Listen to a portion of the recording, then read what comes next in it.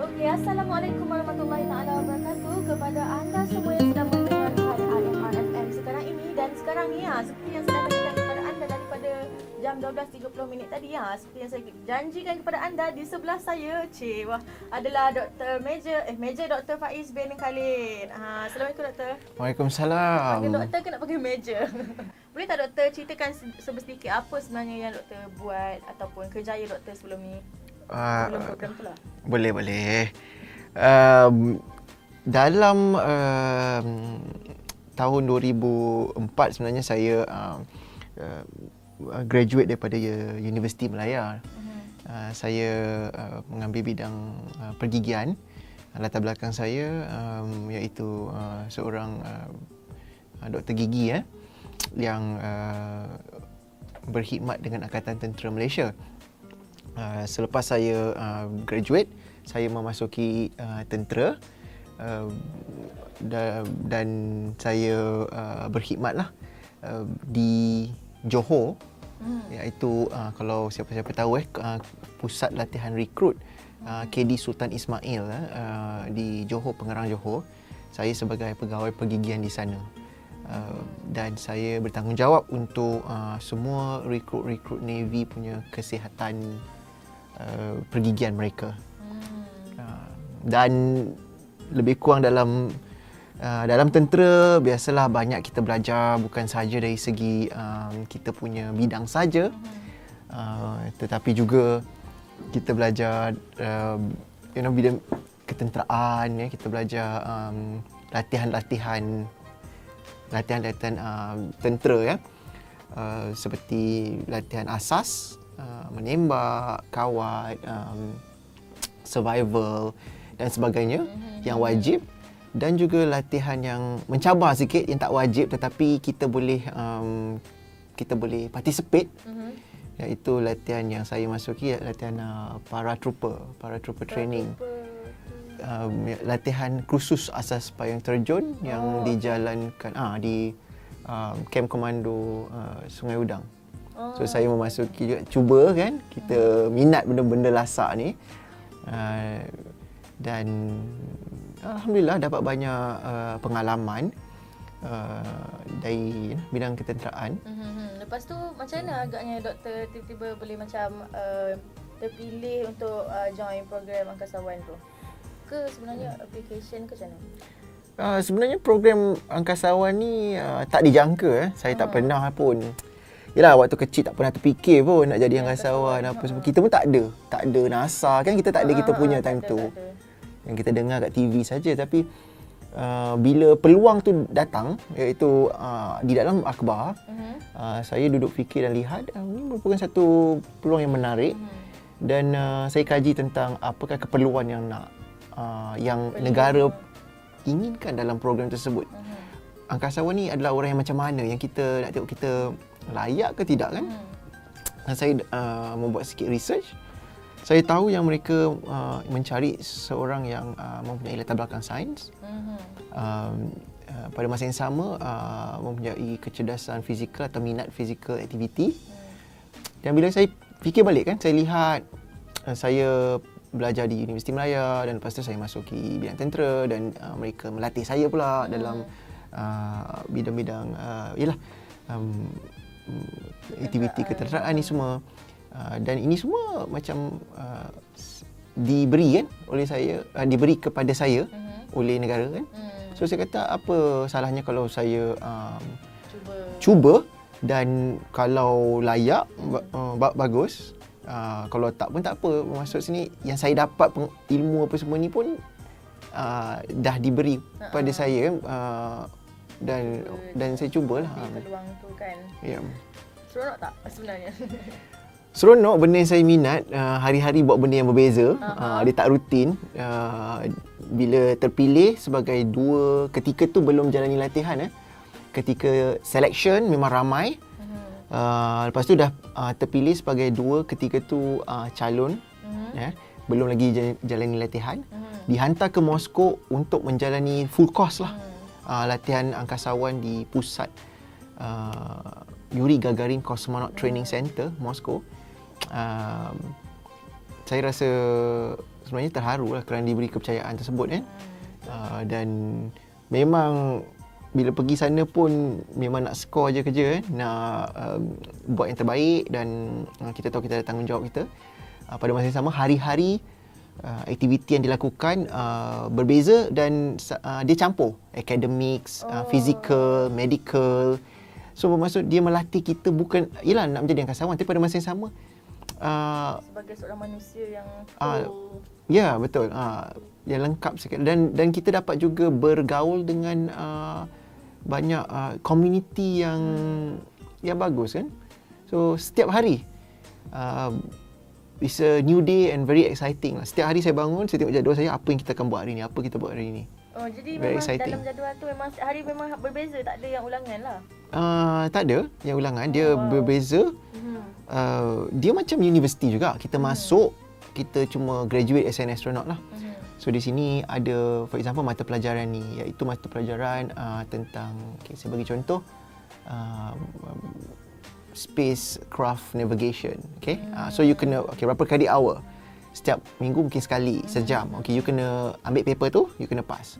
You ada subjek kedua pula. Subjek kedua iaitu physical training. So dia nak tengok you punya physical status. So ada specialist yang akan monitor kita punya fitness level. So hari ni kita pergi gym, kita buat apa? Kita buat strength training, cardio training. Kita buat dia akan tengok kita punya coordination apa semua. Third mata pelajaran pula apa yang kita kena pass, mungkin kita kena buat medical examination. So lain. Setiap hari lain lah kan. Simulation, space simulation, masuk ke dalam aircraft, spacecraft tu, as though you go to space kan. Lepas tu dia bagi certain situation, so macam mana you bertindak dan sebagainya. So hari-hari benda yang berbeza dan interesting. Yes. Sebenarnya dan pengalaman tu Dr. Faiz dengan Dr. Syah Muzaffar je yang alami kan. Dan kita orang saya lah tengok kat TV. Menghayati kan. Dan soalan seterusnya, bagi pendapat doktor, apakah kebaikan program angkasawan negara ni kepada negara kita secara khususnya lah? Bagi saya ini merupakan satu program yang bagus. Bukan kerana ialah ada orang cakap ialah mestilah dia cakap macam tu dah dia masuk dalam tu program tu. Tak, sebenarnya kita kena tengok macam ni angle dia. Program angkasawan ni bila kita lihat banyak orang yang tengok dia kata oh ni program untuk melahirkan angkasawan. Pasal nama pun dah program angkasawan. Tapi tidak begitu tepat. Tak tepat. Ia sebenarnya merupakan satu program research and development science. Itu yang sebenarnya. Bila kita tengok negara-negara yang membangun yang mana menceburi bidang angkasawan, program angkasa lepas, dia punya basis, asas dia ialah ia merupakan program penyelidikan sains. Okey, angkasawan merupakan 10% je daripada program tersebut. In order for you to buat program-program sains ni, you perlukan angkasawan untuk naik ke atas manusia untuk nak melakukan. Tetapi bukan tujuan utama program ini untuk nak melahirkan angkasawan. Itu bukan objektif utama. Tetapi menceburi suatu bidang sains yang baru. Okey, bila saya cakap bidang sains yang baru ni, ada banyak tanda tanya. Kenapa kita sibuk-sibuk nak buat kat angkasa lepas? Kita ni kat bawah. Betul tak? Betul. Okey. Sebenarnya kenapa kita sibuk, bukan kita saja negara yang membangun semua nak pergi ke angkasa lepas, kerana dia ada satu elemen di angkasa lepas yang tak boleh dapat di bumi, iaitu tiada gravity selama 24 jam 7 hari seminggu ya. Ini akan menunjukkan dengan tiadanya gravity, kita dapat membuat kajian-kajian yang dapat membantu kita memahami organisma maupun bahan di dunia ini. Oh, so macam kiranya kita gunakan dia punya tempat yang tak ada gravity tu sebagai dia punya pembuluh ubah. Sebagai dia punya environment. Okey, sebagai contoh. Saya simplekanlah kan. Kita buat satu eksperimen. Saya suka ambil contoh ni pasal semua orang tahu. Tumbuhan perlukan matahari. Okey. Bagaimana kita tahu benda ni? Sekarang kita tahu, kita percaya. Tapi dulu bagaimana mereka membuat kajian tersebut ialah Mereka letak satu tumbuhan kat dalam tempat gelap, satu tumbuhan kat dalam tempat terang. Betul tak? So kita tengok yang mana yang membesar. Okey. Di sini faktor dia lah cahaya. Kita tarik cahaya tu. Ya. Okey. Kita dapat faham bahawa tumbuhan tersebut memerlukan cahaya. Okey. Kalau air, satu tumbuhan letak dalam air, satu tumbuhan kita tak bagi air. Kita dapat tahu, okey. Sekarang ni bagaimana kita nak tahu bahawa adakah reaksi jikalau ada graviti atau tak ada graviti? Boleh tak tumbuhan ni, bagaimana dia tumbuh? Graviti tak ada graviti. Bagaimanakah kalau kita bagi dia nutrien makanan yang sama, tumbuhan yang ada graviti, yang tak ada graviti, beza tak dia punya ni? Kenapa? Kenapa kita tak tahu? Kerana kita nak tahu, okey, kalau katakan ada, kalau ada, kita nak tahu kenapa? Kenapa ada beza? Adakah transportation of makanan masuk ke dalam tumbuhan dipengaruhi oleh graviti? Kenapa? Kerana kita tahu ada tumbuhan kat darat, ada tumbuhan dalam air. Dan kita tahu bila kat dalam air kita ringan sikit kan? Dan ini dapat memberi kita satu pemahaman di mana bermaksud sebenarnya keadaan kita punya ialah keadaan graviti yang berbeza memberi pengaruh.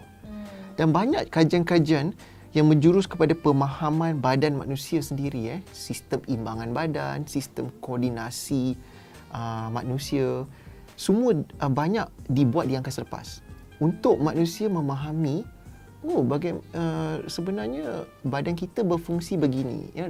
Kita dapat satu pemahaman yang lebih mendalam. Keadaan tak ada graviti tu membantu. Ya. Cabaran-cabaran yang paling getir ya doktor dan juga orang lain tempuhi sewaktu program Angkasawan Negara tu. Cabaran ketika pemilihan time tu 2006 dilangsungkan dalam 3 fasa, saya masih ingat lagi. Dan dia pemilihan itu berjalan selama 1 tahun, 3 fasa. Memang sukar. Yalah, fasa fizikal lari 3.4 km bawah 20 minit. Itu salah satu daripadanya lah. Selain pada tu medical test, pergi hospital, dia check semua hujung rambut, hujung kaki kan, tengok kita ni sihat tak ataupun sesuai tak untuk pergi ke angkasa lepas ya. Selain pada tu ada academic test juga. Sebagai contoh test-test kita punya basic science, test-test English kan. Kita ambil test yang academics lah. Dan kita ada juga test, ni saya rumuskan lah kan. Test psychological test. Bermaksud kita kena jawab soalan-soalan yang yalah psikologi lah, yang saya rasa 3,000 soalan. Wow. Yang macam nak cek kerja psikologi test tu, tapi kita punya is 3,000 question. Kita jawab and then kita ada psychological assessment, interviews kan. Orang tu nak tengok apa yang kita jawab ni. Lepas tu dia nak profile kita, nak tengok kita ni jenis karakter yang macam mana. Itu salah satu daripada test dia. Kita ada IQ test, kita ada language, apa dia panggil how fast can you learn new language, new culture. Are you open to new culture, for example? Because kita akan dihantar ke Moscow, Russia, then we are expected to be independent. Bermaksud kita tak boleh macam alamak, sikit-sikit call embassy, sikit-sikit call embassy. Faham? We are expected to be independent in that so-called university tu lah, yang Yuri Gagarin Cosmonaut Training Center tu. So mereka, for example, ajar kita macam bahasa Rusia dalam masa 3 hari, dia tengok berapa banyak kita dapat. Dia bagi intense. Lepas tu dia tengok berapa banyak kita, lepas tu dia bagi exam. Dia tengok berapa banyak kita boleh digest dalam masa 3 hari. Dia nak tengok you punya speed of learning lah. Are you open to new culture tu, dia tengok, okay, dia bagi tahu culture Rusia macam ni. Dia tengok, okay, whether you boleh belajar cepat tak, ataupun ada setengah orang, yelah, pasal kita lama kat kita punya so-called negara kita, kita selesa, takut bila kita keluar kita jadi terkapai-kapai. Dia tak nak macam tu ya. Kerajaan tak nak macam tu ketika program tersebut. So, test-test yang dilalui daripada awal sampai akhir ialah untuk memastikan mungkin ketika tu calon lah ya, memastikan calon-calon mempunyai aptitude yang sesuai. Bukan saja angkasa lepas, tapi setahun training kat Rusia tu penting. Kita tak nak diorang nanti balik lah apa semua kan. So that is what we've been through lah. Saya tengok 3 fasa ni. Dan dijalankan di hospital ketika tu, kerjasama Hospital Seredang dan juga Hospital Angkatan Tentera. Ya, ada 2 hospital dan memang mencabar. Ketika tu saya masih ingat lagi, saya tengok, saya datang aja untuk fasa pertama iaitu larian. Ramai orang saya tengok yang hebat-hebat kan, memang ramai. Dan saya memang, aku sekarang ni banyak yang hebat sebenarnya. Yang berkebolehan kan, kita tengok daripada latar belakang yang bermacam-macam. Daripada latar belakang yalah IT specialist lah, latar belakang pilot lah, you know, commercial pilot, ada jet pejuang tentera fighter pilot, kita ada special forces, kita ada, these are all hardcore people, you know, in term of physical fitness. Kita ada latar belakang, ada oil and gas pun, engineers So saya rasa environment yang pada saya baru, mencabar juga, dan saya jumpa banyak kawan-kawan juga sebenarnya. Make a lot of friends. Still in touch dengan diorang sekarang? Still in touch dengan few of them. I mean, kadang-kadang kita ada yang lost contact. Pasal ramai waktu tu, lebih kurang berapa? Saya rasa waktu 200-300 my batch. Jadi banyak batch tu, dia jalankan banyak batch kat, I think 11 camp kat seluruh Malaysia. So memang ramai. Pada pendapat doktor kan, antara program angkasawan negara ni kan, kita ada dapat banyak faedah. Tapi apa agaknya yang faedah yang doktor rasakan macam perlu kita semua sedar lah sebenarnya program ini sebenarnya memberikan faedah kepada kita? Kita perlu sedar sebenarnya untuk menilai sesuatu program kan, kita perlu tengok program ini dalam satu sudut yang pelbagai, saya faham. Tetapi kita juga kena sedar bahawa ada satu sudut yang lebih penting yang kita perlu consider. Seperti yang saya cakap awal tadi, if you look at space program, dia merupakan satu program R&D. Dia bukan semata-mata untuk melahirkan angkasawan. The hype of first, second astronaut, kerana itu program pertama di mana negara Malaysia akan melatih 2 rakyat Malaysia yang pertama sebagai angkasawan, dan seorang akan naik kan, seorang akan jadi backup untuk program ni. Saya nampak hype atau fokus ke situ, tetapi the main focus ataupun objektif utama kenapa kita adakan program ini atau kenapa negara-negara luar pun mengadakan program angkasawan mereka ialah kerana ia merupakan program research and development, penyelidikan sains ya. Dan penyelidikan sains ni kita ambil contoh lah, ni saya buat satu analogi yang paling dekat ialah kenapa kita bina universiti? Adakah kita bina universiti untuk nak menghasilkan profesor? Ataupun kita bina universiti untuk menghasilkan satu pusat ilmiah, sains dan teknologi atau apa-apalah, research center? So, of course jawapan sebenarnya ialah untuk menghasilkan satu pusat ilmiah atau pusat research sains. Kan betul tak? Di mana profesor tu ataupun saintis tu akan lahir bila tenaga kerja bila dah ada universiti tu, dia akan lahirkan saintis. Tetapi saintis ni tujuan utama dia untuk membuat research, explore untuk ilmu kan.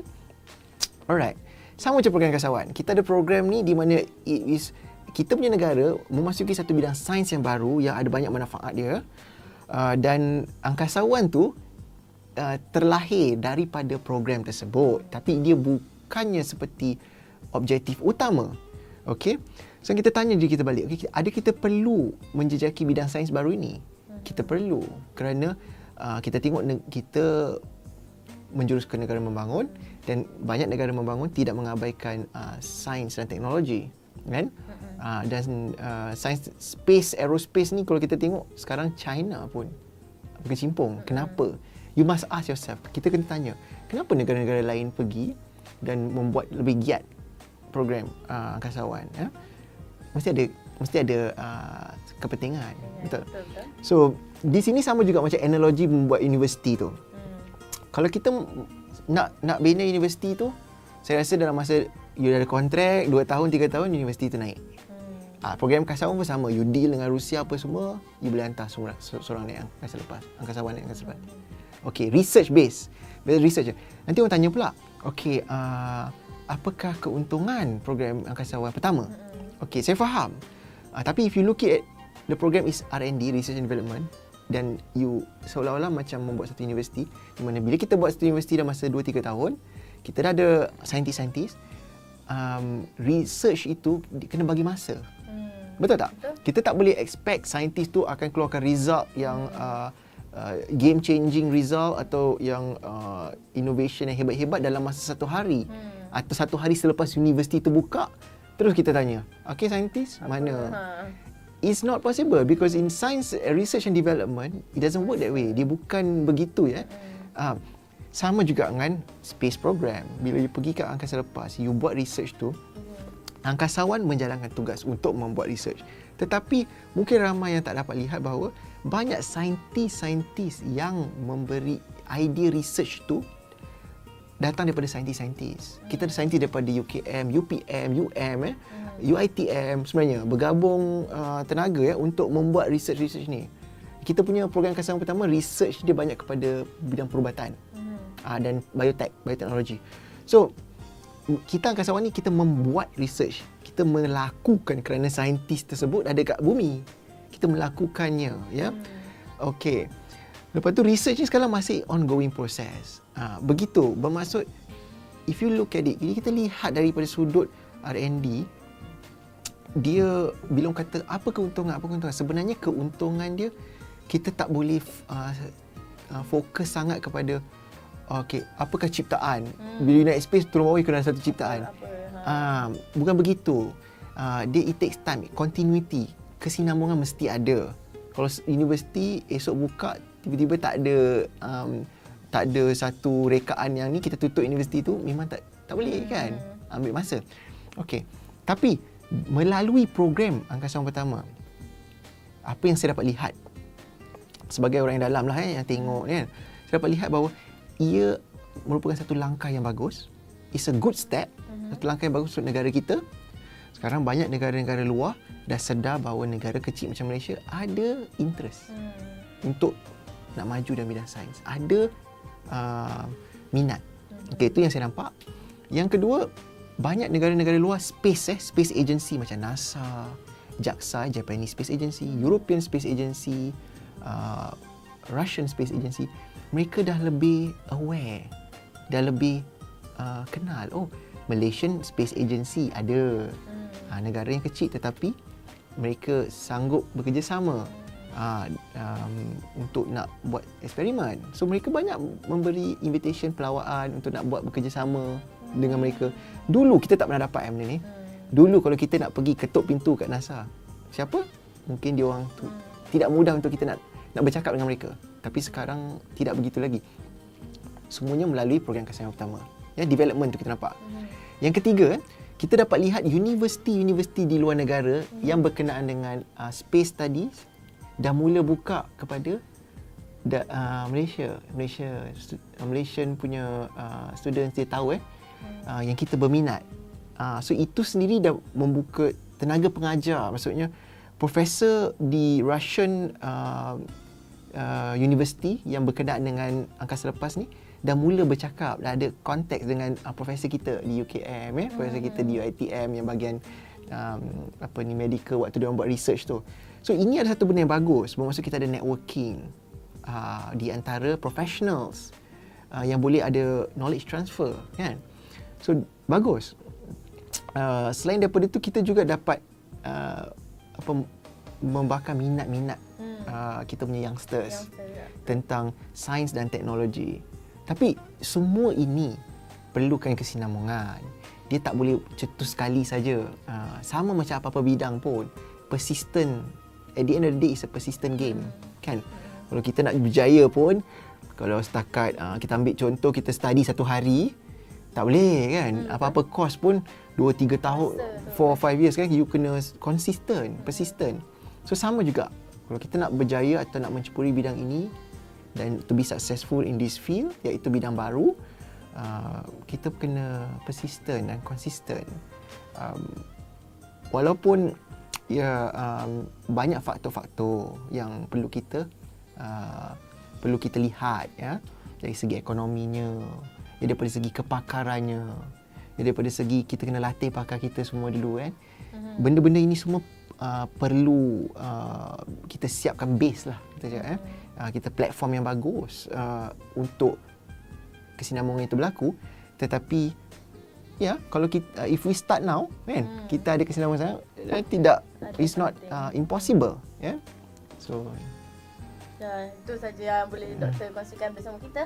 Dan agak-agak doktor, macam mana kalau kita nak cadangan daripada doktor sendiri ataupun tips untuk kita buka lagi minda, kita tak tahu, untuk kita ajak anak-anak muda di luar sana tu untuk minat benda-benda macam space exploration, science, benda-benda macam ni. Agak-agak doktor macam mana cara ataupun cadangan ke tips ke?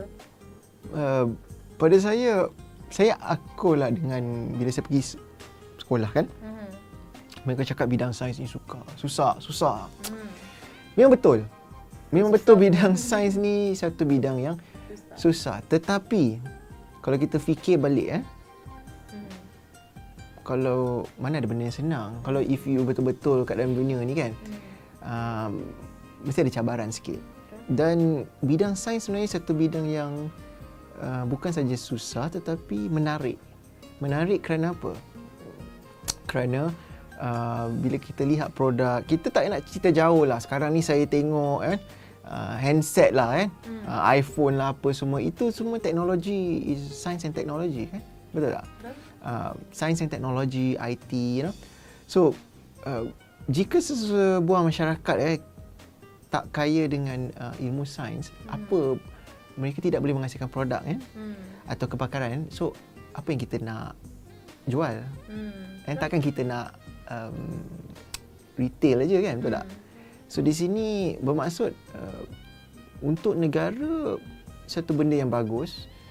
Kalau kita nak pergi kepada negara yang membangun, which is kita sekarang menjurus ke arah tu, saya rasa belum lagi saya dengar kot negara membangun yang tidak pentingkan sains dan teknologi kan. Secara dalam kejaya pula, sebenarnya ada banyak ruang sains dan teknologi ni untuk kita menyerlah. Ada banyak, cuma kita kena kreatif sikit. Kita kena kreatif, kita kena konsisten mesti ada. Kita mesti jadi seseorang yang mempunyai pemahaman yang kuat. Once you dah ada satu base yang kuat, bila orang cakap pasal kejaya ni, orang cakap pasal duit, orang cakap pasal boleh tak saya jadi kaya kalau saya saintis, kan? Boleh tak saya, kan budak-budak kan, which is bagus, soalan yang bagus. Boleh, betul ke doktor bila masuk sains ni boleh jadi kaya? Kan? Boleh, tetapi you kena jadi kreatif. You setakat kalau ikut aja, you will become normal lah.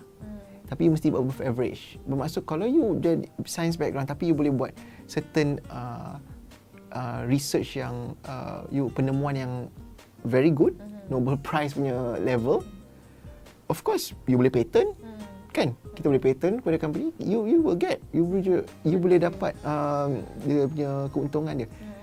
Tetapi kalau kita just jadi usual, maksud kita ikut je, okey, dan jadi biasa. So bukan sains je, dalam bidang lain-lain pun you kena innovate dan jadi kreatif. Kalau you setakat ikut, you jadi normal. So balik pada ialah apa yang ada di minda pelajar ni, adakah boleh ke jadi kaya, atau boleh ke, can you really make a living tak dengan jadi saintis ni? Boleh, tetapi ingat that you have to be different, you have to be creative, you have to innovate. Saya yakin boleh. Itulah dia.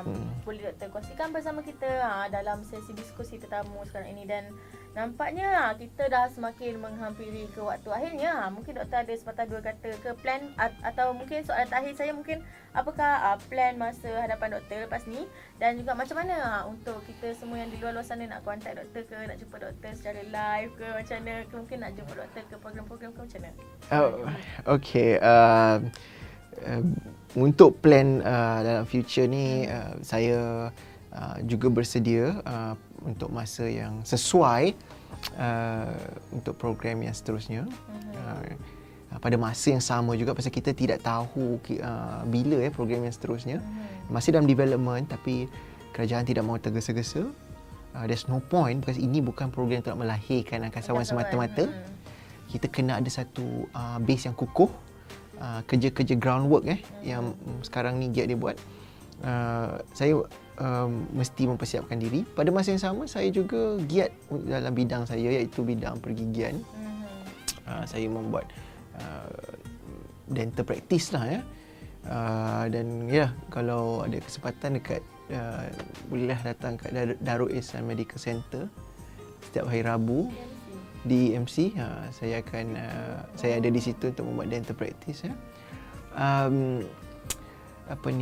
Untuk sesiapa yang mungkin kita dapat lebih kontak dari segi dapat berbual ke apa, bolehlah ke laman social media saya, iaitu Twitter Dr. Faiz Khalid.